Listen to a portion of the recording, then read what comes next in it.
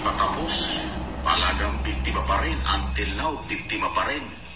Alam ba nyo na lumapit na po sa NBI, National Bureau of Investigation, ang mga pamilya ng biktima?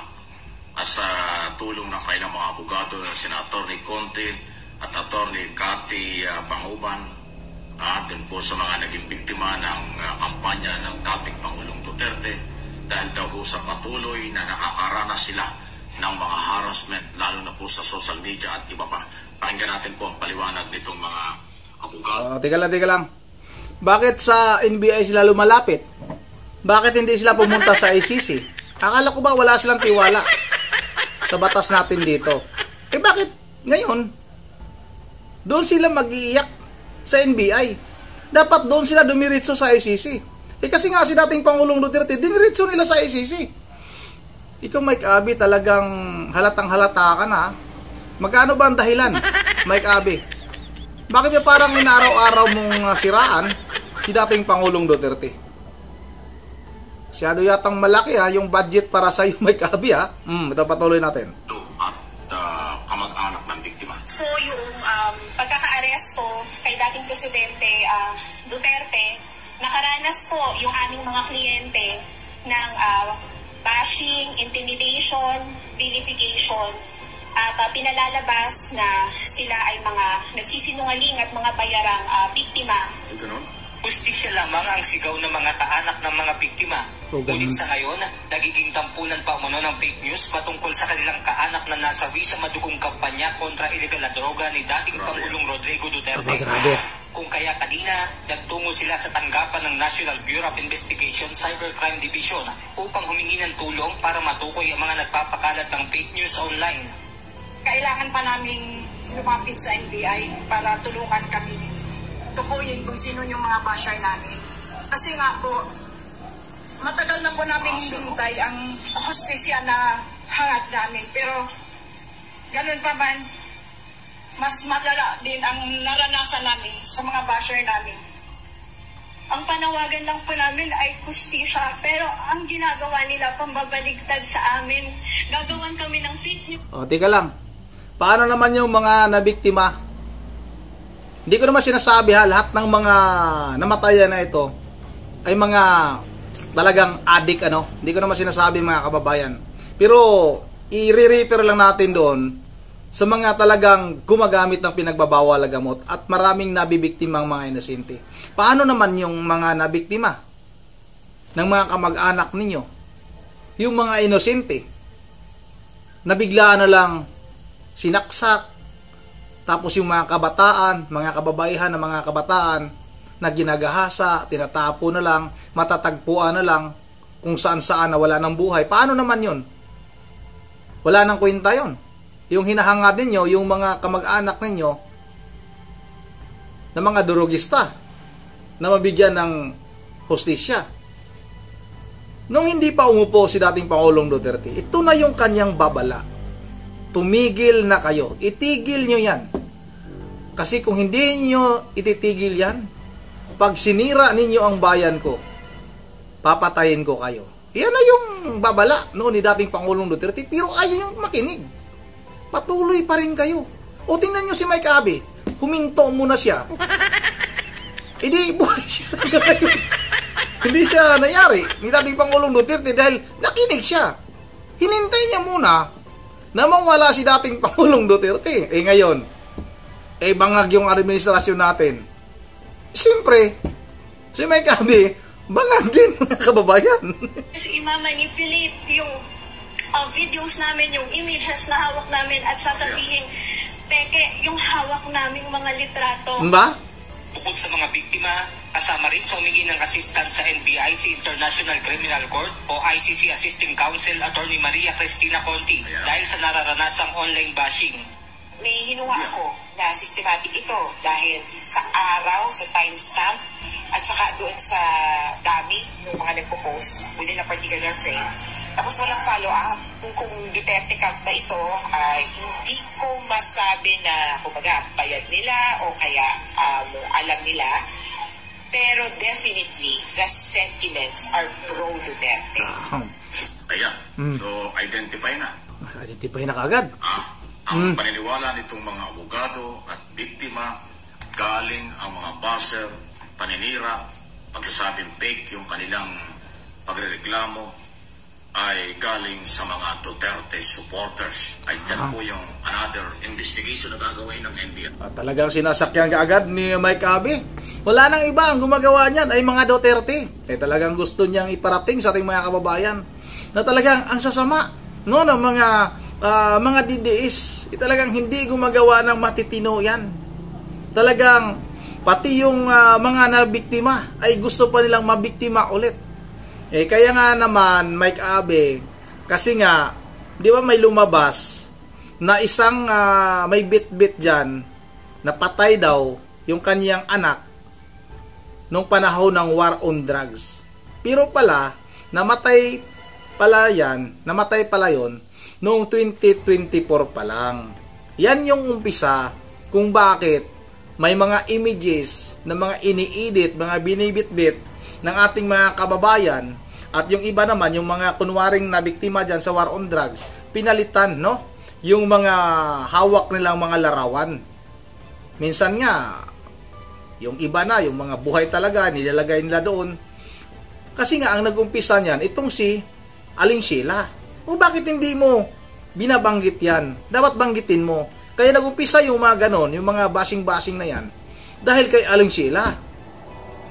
At ulit, hindi naman nagkulang si dating Pangulong Duterte sa paalala sa ating mga kababayan. Napakadaming sumuko. Milyon mga kababayan ang sumuko ng mga gumagamit ng pinagbabawal na gamot. Buhay sila. Pero talagang patuloy pa rin na gumagawa ng kasamaan. Yung mga durugista talaga, talaga hanggang doon na lang yung buhay niya. Hindi naman pwedeng nangako si dating Pangulong Duterte tapos hindi niya gawin. Hindi naman katulad ni Pangulong Bongbong Marcos Jr. na nangako ng 20 kilo yung bigas. Walang nangyari. Di ba? Dapat may Abe, ikaw mag-isip ka. Wag yung puro ka ng paninira. So ito yung hinahanap. Hinanap. Ito yung laban ngayon ng gobyerno, laban sa fake news. At paninira. Ayan po. Meron ng panibagong grupo ng complainant. Alam niyo, napakasakit. Bakit kasi ginagawa nila yan? Nasaktan. Alam niyo yung nawalan kayo ng pamilya sa nasaktan si Mike Abe. Palakpakan natin. Nasaktan si Mike Abe, no? Yung luha tumutulo. Tumutulo yung luha ni Mike Abe at yung sipon. Tumulo, no? Talagang nasaktan dahil nga mga biktima daw. Paano naman yung mga nabiktima nga? Mas marami yung nabibiktima ang mga inosenteng tao. Paano naman yun? Sige nga. Ipangangandalakan mo nga dyan. Isigaw mo nga dyan sa iyong programa na humingi din ng hustisya. Yung mga kabataan na ginahasa, pinatay, sinapchap, tinapon. Mas marami ang nabiktima kaysa mga namatay daw kuno sa war on drugs. Hindi. Bakit ba lahat ibinibintang mo kay dating Pangulong Duterte? Alam mo naman natin yung sitwasyon noon. Maraming sindikato. Sila na lang yung nagpapatayan, tapos ibibintang ngayon kay dating Pangulong Duterte dahil nga nadeklara si dating Pangulong Duterte ng war on drugs. Kahit na hindi involved, hindi kaugnay sa droga, ibinibintang kaagad. Kahit yung away kalsada, sabihin kaagad na, biktima ng EJK. Talaga naman itong si Mike Abe, talagang napakalaki ng ilong nito. Kasing laki lang ng ilong ko. At saka isa pa, bakit ba itong mga nabiktima, bakit ang lakas ng loob lang, kakapal lang mamukha nila na lumapit sa NBI? Akala ko ba walang hustisya dito sa ating bansa? Kaya dinala nila sa ICC ito si dating Pangulong Duterte. Tapos ngayon, lalapit kayo sa NBI? Saan kayo humugot ng kapal lang mukha? Akala ko ba walang hustisya na dito sa ating bansa? Dapat diretso kayo sa ICC magreklamo. Sigurado dun, pakikinggan kayo. Tapos ngayon, mag-aano kayo? Magpapakampi kayo sa NBI para matuko yung mga kuno nagpapakalat ng fake news. Huwag na natin tapusin yung video ni Mike Abi na yan. Wala din namang ano yan, puro lang naman paninira yan. Naawa pa kunwari ito sa mga nabiktima. Paano naman yung nabiktima din ng mga drogista na yan? Ikaw Mike Abi, pabor ka pa sa mga adik kaysa mga inusinting na biktima ng mga adik na yan. Halatang halata naman. O baka talaga dahil lang sa natatanggap mo, kung magkano man yung tinatanggap mo araw-araw sa paninira mo, ilang video yan mga kababayan yung kanyang ina-upload araw-araw. Lahat yan talagang may paninira kay dating Pangulong Duterte. Lahat ng mga nagpahayag ng suporta kay dating Pangulong Duterte, titirahin niya. Walang pagkakaiba ito kay Epifanio Labrador. Ang kaibahan nga lang ng dalawa na ito, itong si Mike Abi mukhang disente kasi nga journalist. Ito namang si Epifanio Labrador mukhang inosente. Lalo na nagka-Amerikana ngayon si Epifanio Labrador. Hindi talaga bagay sa kanyang hitsura mga kababayan. Yun ang dito lang muna. At bago tayo magtatapos ay mag-shoutout lang muna tayo, shoutout tayo. May bago pa tayong komento? Wala tayong bagong komento, no? Mag-shoutout tayo kay Joben Yesnis. Shoutout na rin kay Lorenzo Taguhan. Shoutout kay Lorenza Valerio. May Lorenzo, may Lorenza din. Shoutout kay Chris Santo Valdez.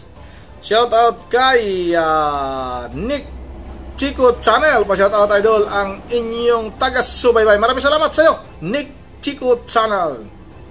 Shoutout kay Kanto Cheese. At shoutout na rin kay Bro Sammy Trabahada. Good morning, wag ka magalit ha. Ano to? Sabi niya good morning, salamat po sa pag-shoutout. Ito ba, ano bang sabi ni Kanto Cheese? Bro Sammy Trabahada. Good morning, wag kang magalit ha. Malaki ang pagkakaiba ng shoutout at okay. Shoutout na negatibo po meaning ng shout out. Positibo naman meaning ng shout out. No offense bro, wag magalit. Okay lang yan idol. Okay lang yan. Pasensya na Hindi lang siguro masyadong na-type ni Sammy Trabahada cover. Maraming salamat sa yung komento Kanto Cheese. Maraming salamat Shout out na rin kay Joel Gonzales Tama idol, hindi na kaya magtanggal ng face mask. Maraming salamat ulit Kanto Cheese maraming salamat. Shout out na rin kay Freddy Villamor. Shout out kay Elina Pelicano. Shout out kay Ma'am Berger Religious ng Pulilan, Bulacan. Kay Ma'am Joyce ng Japan. Kay Ma'am Edisa Borby, kay Aking Mahal, shout out kay Michelle Bolima, shout out sa idol Samuel Saputin, Samuel Supitin. Maraming salamat sa iyo Samuel Sapitin. Yun ang shout out na rin kay Isaias Garcia, kay Giovanni Rivera, shout out kay Sui Mira at kay Volter Galyaron. At Michelle Bolima, lumabas yung kanyang hello po at heart. Maraming salamat at kay Eduardo Bantulo. Yun ang hanggang dito lang muna. Mark Arthur Jr. Shout out maraming salamat sa iyo. Mark Arthur Jr. Maraming salamat. At kay Rally Auriada. Yun ang hanggang dito lang muna kay Ron TV. Maraming salamat Ron TV. Maraming salamat sa iyo. At kay Benedicto Advincula Jr. At kay sino nakalimutan ko na tuloy mga kababayan. Yun ang dito lang muna once again na this is Ronnie TV. Mga itong lahat. God save the Philippines.